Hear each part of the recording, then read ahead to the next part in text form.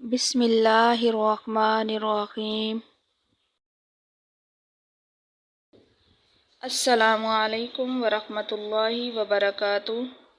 कल की वीडियो में बात की थी इन चीज़ों के बारे में जिनसे नमाज फासिद हो जाती है। सारी बात वजाहत के साथ बयान की थी। आज इन औकात को बयान करूँगी जिनमें नमाज पढ़ना मकरूह है और कितनी नमाज़ें हैं और उन नमाज़ों के तमाम और उन नमाज़ों की रकात कितनी हैं, फ़र्ज़, सुन्नत, नफिल कितने हैं, वाजिब कितने हैं और कुछ इजाफ़ी मालूमात भी बताऊँगी।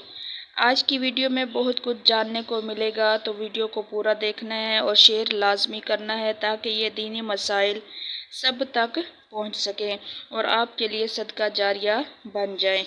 तो चलें बात को शुरू करते हैं।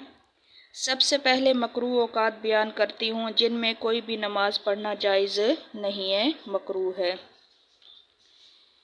तो सबसे पहले तलुए आफ्ताब के वक़्त यानी जब सूरज निकल रहा हो, इस वक़्त नमाज पढ़ना मकरूह है। और दूसरे नंबर पर जब सूरज ज़िवाल के वक़्त यानी जब सूरज बिल्कुल सर के ऊपर हो, इस वक़्त भी नमाज पढ़ना मकरूह है। और तीसरे नंबर पर जब सूरज ग़रूब हो रहा हो, इस वक़्त भी नमाज पढ़ना मकरूह है।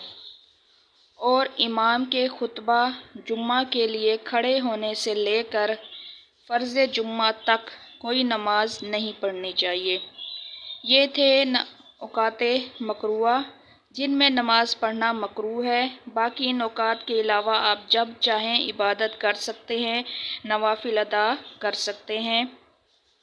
अब बात करते हैं नमाज़ों के बारे में।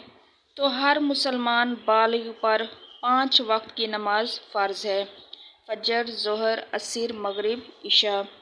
इनके अलावा नफिल नमाज़ें भी हैं। फ़र्ज़ नमाज़ें तो सिर्फ़ 5 हैं।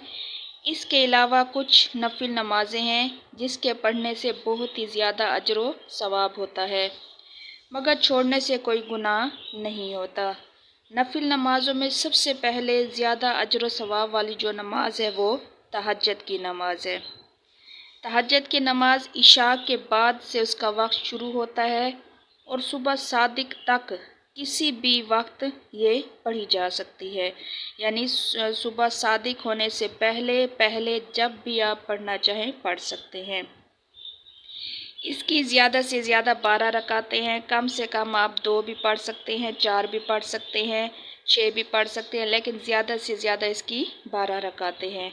इसके बाद जो दूसरी नफिल नमाज है वो इशराक की नमाज है, जो सूरज तलू होने के 15 मिनट के बाद पढ़ी जाती है और इसकी 2 रकातें भी पढ़ सकते हैं और 4 रकातें भी पढ़ी जा सकती हैं। इसके बाद तीसरी नफिल नमाज है चाश्त की नमाज, जो सूरज के निकलने से 2.5-3 घंटे बाद पढ़ी जाती है। 2 भी पढ़ सकते हैं, 4 भी पढ़ सकते हैं, 6 भी पढ़ सकते हैं और 8 रकातें भी पढ़ी जा सकती हैं।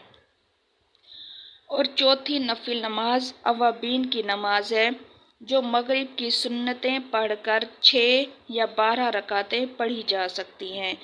तो ये हैं वो नमाज़ें जिनको पढ़ने की बहुत ज़्यादा फजीलत आई है। फ़र्ज़ नमाज़ों के साथ इन नमाज़ों की भी पाबंदी करें। कल क़यामत के दिन जब फ़र्ज़ पूरे नहीं हो रहे होंगे तो नफिल से उनको पूरा किया जाएगा। तो इसलिए फ़र्ज़ के साथ साथ नफिल नमाज़ों की भी पाबंदी करें, एहतमाम करें। तो बात कर रहे थे हम 5 नमाज फ़र्ज़ों की, तो इनकी रकातों के बारे में बात करती हूँ। सबसे पहले फजर की नमाज है। इसकी 2 रकात सुन्नत है, सुन्नत मुअक्किदा है और 2 रकात फ़र्ज़ हैं। कुल मिलाकर 4 रकात होती हैं।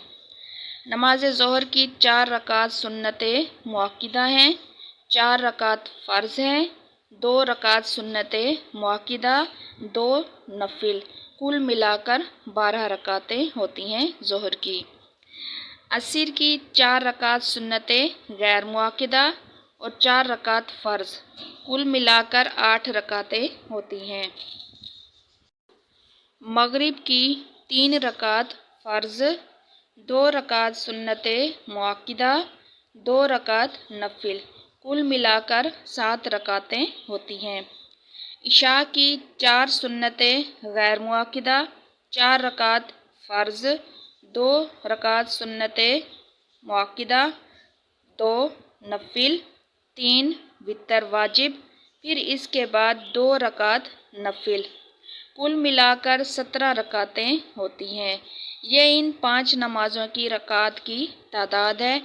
اب بیان کرتی ہوں خواتین کے لیے کچھ ضروری مسائل۔ یہ مسائل خوب سمجھ لینا چاہیے کہ عورتوں کے لیے نماز کے اندر سارے بدن کا چھپانا فرض ہے۔ البتہ اگر چہرہ، قدم اور ہاتھ گھٹنوں تک کھلے رہیں تو نماز ہو جائے گی۔ ہاں، اگر عورت ایسی جگہ نماز پڑھ رہی ہے جہاں بے پردہ ہونے کا ڈر ہے تو وہاں چہرہ چھپا کر نماز پڑھے، یہ ضروری ہے۔